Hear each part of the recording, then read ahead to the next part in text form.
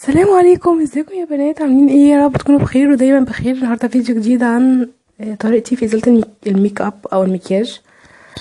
بستخدم ايه؟ معايا جونسون ازاله المكياج، وايبس جونسون، واسكينول، وكلين ادكلير. كل الاربع منتجات دول جايبهم ليه؟ اول حاجه، في حاجات بستخدمها لان انا حاطه ميك اب خفيف بشيلها بيها، وفي حاجات بستخدمها لو انا حاطه ميك اب تقيل. اول حاجه هتكلم عن الميك اب الخفيف، فهشيل حاجتين عشان في حاجات بستخدمها في الميك اب الخفيف والتقيل. اول حاجه لما اكون حاطه ميك اب خفيف بستخدم ايه؟ وايبس جونسون واسكينول. اول حاجه وايبس جونسون حلوه جدا جدا جدا.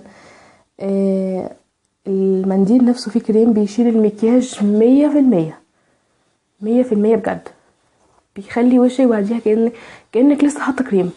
انصحكم جدا ان انتوا تجيبوا جونسون. اسكينول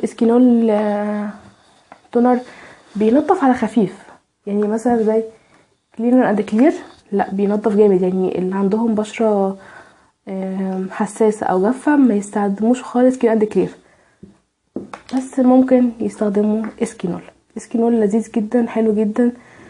كمان للبشره اللي هي جافه، مش عايزه حاجه تخليها جافه اكتر، فممكن تستخدم اسكينول. وكمان الوايبس، انا اول ما ادخل من البيت اجيب وايبس وامسح بيها. بيمسح الكحل الووتر بروف، الماسكارا الووتر بروف، بجد فظيع، انصحكم بيه جدا. نيجي بقى للميك اب التقيل. اكون حاطه ميك اب تقيل، سهره او اي حاجه، روج مات او اي شادو ورسمه حواجب وبلاشر وكونتور وكل حاجه.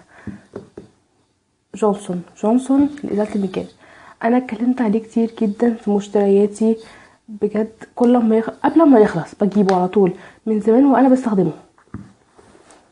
بعد ما اخلص اغسل وشي بجونسون على طول، بخش اوضتي واجيب اي قطعه قطن واستخدم كلين اند كلير كتأكيد للتنظيف، عشان برضو ما اسيبش اي بقايا مكياج على بشرتي. وهي دي كل المنتجات اللي انا بستخدمها. منتجات بسيطه جدا، هتلاقوها في كارفور، في فتح الله، في صيدليات، في اي هايبر. كل المنتجات دي موجوده. يا رب يكون الفيديو مفيد وخفيف عليكم، وتكونوا استمتعتوا بيه واستفدتوا منه. ان شاء الله اقرا احلى كومنتات منكم.